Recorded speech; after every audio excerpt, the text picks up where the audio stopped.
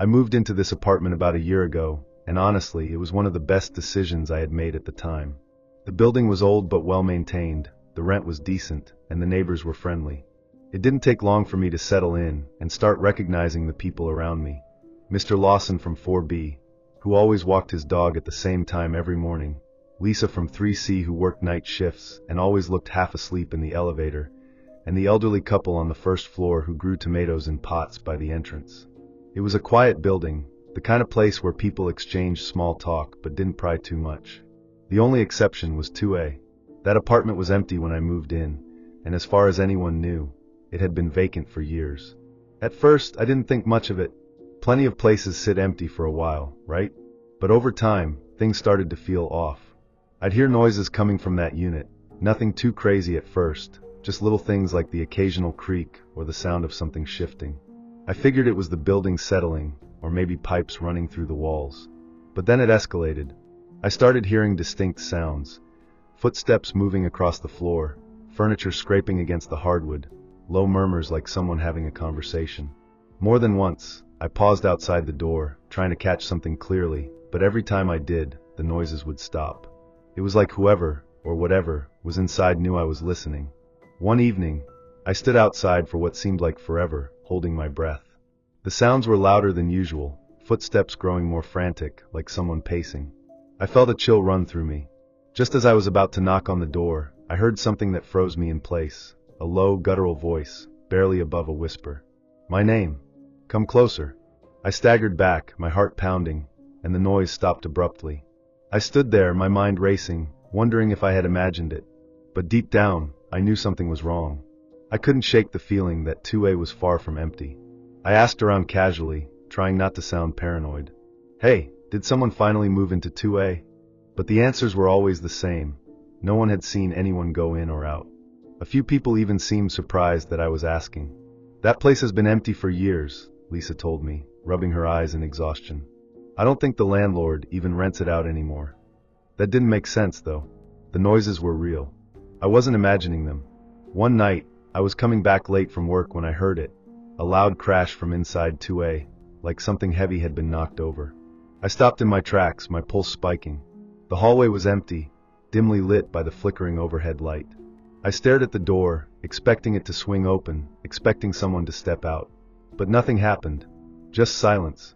After a long moment, I took a step closer and pressed my ear to the door. The air inside felt wrong, like the space behind that door wasn't empty at all. A cold sweat broke out on my neck as I stood there frozen. I tried to make sense of what was happening. My mind raced with possibilities. Maybe there was someone squatting there, someone hiding out of sight. But the longer I listened, the more I realized that no squatter would make noises like this. Footsteps that echoed as though something was moving with purpose, as if something were trying to draw my attention. I had to know more, I told myself. I couldn't just leave it like this, not after hearing those noises again. The next day, I went to the landlord's office. When I asked about 2A, he gave me a strange look, as though he had just realized that the apartment was still listed. Oh, 2A? That place hasn't been rented in years, he said, his voice flat. The tenant moved out and well, it's been empty ever since. But something in the way he said it made me uneasy. There was an odd hesitance, like he was hiding something. Are you sure? I pressed, but he just shrugged, his expression unreadable. I left the office, feeling unsettled, but I couldn't shake the thought that there was more to the story than he was letting on. Why had the landlord reacted that way? Was he hiding something about 2A? And if no one lived there, who or what was making those noises? I don't know what got into me, but I tried the handle. Locked. Of course. My heart was hammering in my chest, but my curiosity had taken over any rational fear. I knocked. 3 sharp raps. Hello? Everything okay in there? No response. But I swear, right after I spoke, I heard something shift just on the other side of the door, like someone standing there listening back. The hairs on my arms stood up. I told myself to walk away. Just go inside my own apartment and forget about it. But I couldn't. Instead, I went down to the lobby, where our building's old mailboxes were lined up, and checked the one for 2A. Empty. No name, no signs of life. The landlord's office was closed for the night, so I made up my mind I'd ask him first thing in the morning. But as I turned to head back upstairs, a thought nagged at me. If no one was living there, who the hell was making all that noise? That night, I lay awake in bed, my mind racing. I heard the usual creaks of the building settling, the distant hum of traffic outside, but there was something else, a faint tapping sound, almost like fingernails scratching against wood. My eyes snapped open. The noise was coming from 2A. I could hear it clearly now, rhythmic and deliberate. It sounded like someone was tapping their fingers on the door, or maybe something inside was moving against the walls. Unable to take it any longer, I grabbed my flashlight and made my way down the hallway. I couldn't believe what I was about to do, but something had to give. I pressed my ear to the door again, straining to hear. The tapping stopped abruptly, replaced by the sound of a soft breath, close, too close. My blood ran cold.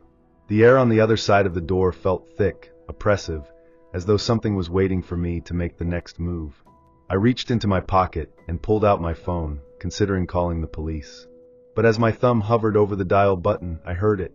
A sound that made my blood freeze, a low, mocking chuckle, coming from behind the door. It wasn't human. It was cold, distorted. That was the moment I knew. Whatever was in there wasn't just a squatter or a figment of my imagination. It was something far worse. Sleep didn't come easy that night.